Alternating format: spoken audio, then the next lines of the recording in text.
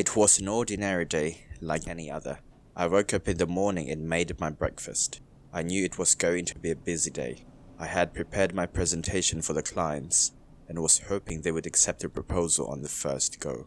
Maybe I was overthinking about it and was about to put the hot coffee on my hand. Long story short, I had to run to the ATM on my way to the office, mainly because of the route I took. The buses don't usually accept digital payments, and I couldn't risk it. There was one ATM next to a bus stop near my house. I usually preferred withdrawing cash from it, as it was always working and remained less crowded. It was 8:30 in the morning when I reached the ATM, preoccupied and a little nervous about the presentation that day. I opened the ATM vestibule door without thinking twice that someone could already be inside, and there happened to be one person. He tried to prevent me from entering by placing his hand on the door. I backed off immediately. From the glass, I could only make out his long coat, a big hat, and a scarf around his neck. I waited outside for more than a few minutes. A lady came and stood behind me by that time. She realized no one could be inside for this long and asked me to check.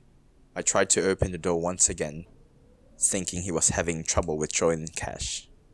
To my surprise, there was no one inside. I was struck and chills went down my spine.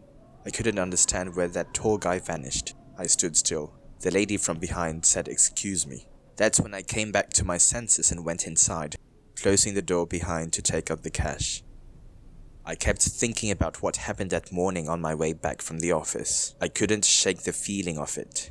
Maybe I was overthinking. I reached home. The sun had set. There was much less noise in the streets, and the city was preparing to sleep. I drew the blinds on the window in my bedroom to block the street light. And there he was, standing under that street light.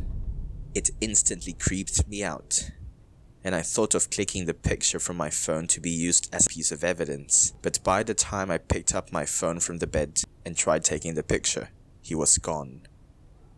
Once again, he vanished into thin air. I couldn't properly sleep that night. Weeks have passed. I have never come across that man in the vestibule or under that streetlight. It was Friday, and I had a hard day at work. It was getting pretty late, and I was getting hungry. I was driving home with a friend when we passed by a pizza parlor. We were both hungry and thought of buying pizza. When we reached the place, my friend stayed in the car and I entered the store.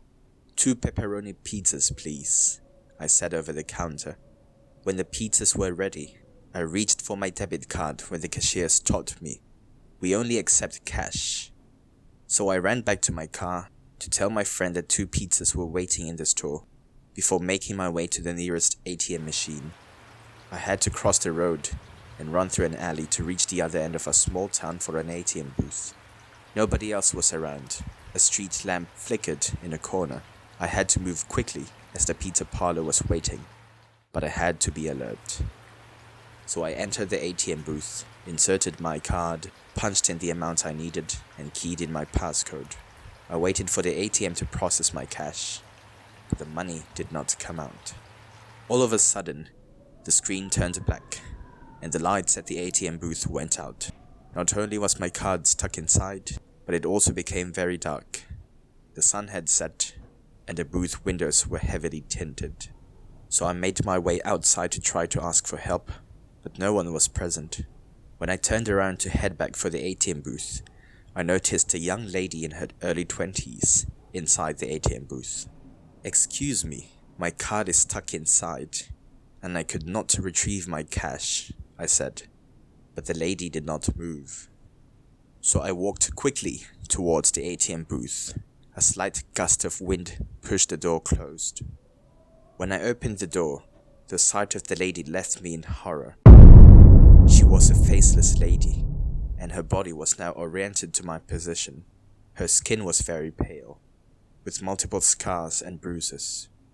I was shocked, and did not move or say anything for a few seconds. When I finally regained composure, I heard my car park close, and my friend started shouting at me.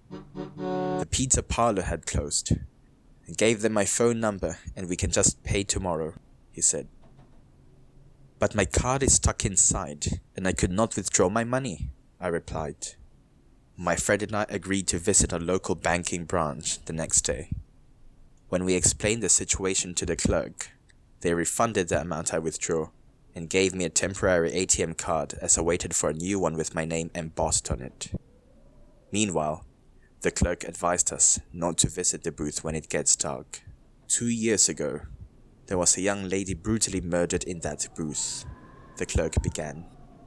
We learned that she was murdered on a Friday in about the same time as I was in that booth on the previous day.